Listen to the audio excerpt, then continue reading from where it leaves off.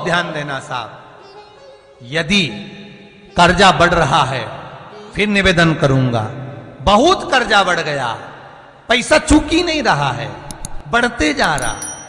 व्यापार चल ही नहीं रहा है, कर्जा बढ़ रहा है और व्यापार घट रहा है, क्या करोगे?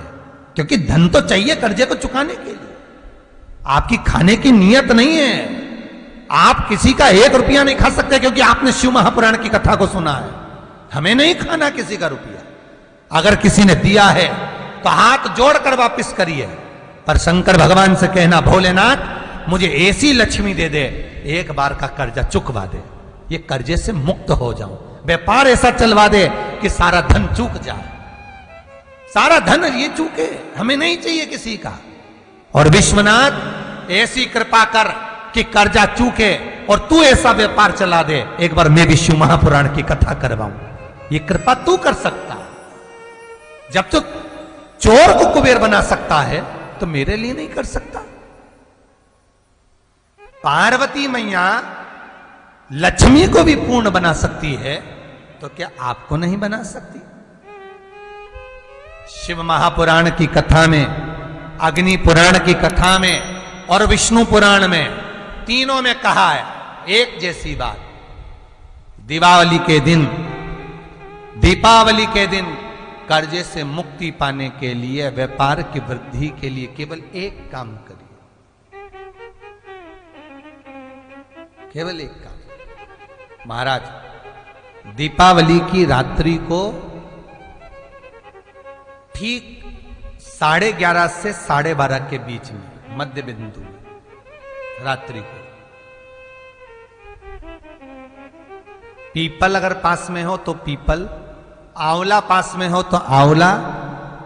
बेलपत्र पास में हो तो बेलपत्र, इन 3 वृक्ष जो आपके पास में हो, जो नजदीक में हो, लगाना एक ही के नीचे है, ये नहीं कि तुम तीनों के पास पहुंच जाओ, लगाना एक ही वृक्ष के नीचे। 3 दीप अलग अलग, एक लक्ष्मी के लिए, गणेश जी के लिए, सरस्वती के लिए, 3 दीप घी के, एक फूल बत्ती का, 2 लंबी बत्ती का, फूल बत्ती मतलब गोल बत्ती का, और 2 दिए लंबी बत्ती के, घी के भरे हुए दिए, खाली नहीं, पूरा भरा हुआ दिया,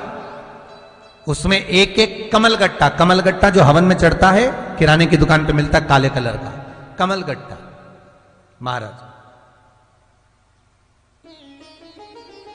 उस दिए के अंदर रखकर सबसे पहले गोल बत्ती वाला दिया हाथ में रखिए, हथेली पर जलाकर, और अपने स्मरण करो लक्ष्मी का,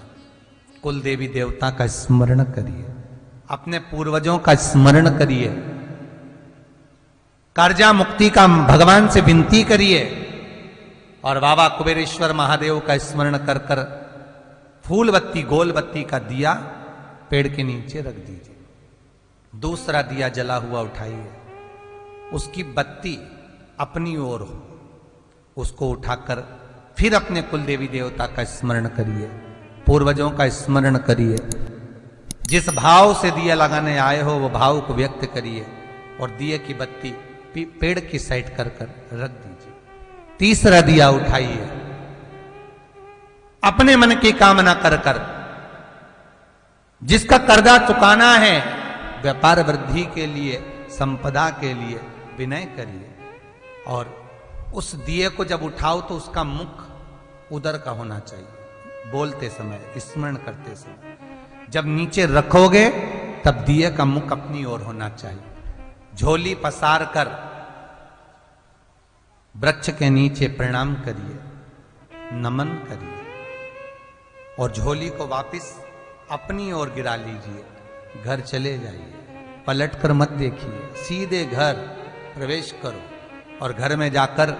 अपने लक्ष्मी की जो पूजन करी है वहां प्रणाम कर लो साहब। 1 रुपया पूजन वाली जगह पर जहां लक्ष्मी की पूजन करी थी वहां 1 रुपया कोई रखा हो, कोई चांदी का सिक्का रखा हो, उसको उसी समय अलमारी में या तिजोरी में पटक दीजिए। जिंदगी में कभी संपदा की कमी नहीं आ सकती, कितना भी कर्जा होगा, माता लक्ष्मी, गणेश और सरस्वती भगवान कुबेरेश्वर महादेव साल भर के अंदर ये सब व्यापार खींचेंगे कि तेरा कर्जा चुक जाएगा, दूसरी बार तुझे पर कर्जा होगा ही नहीं।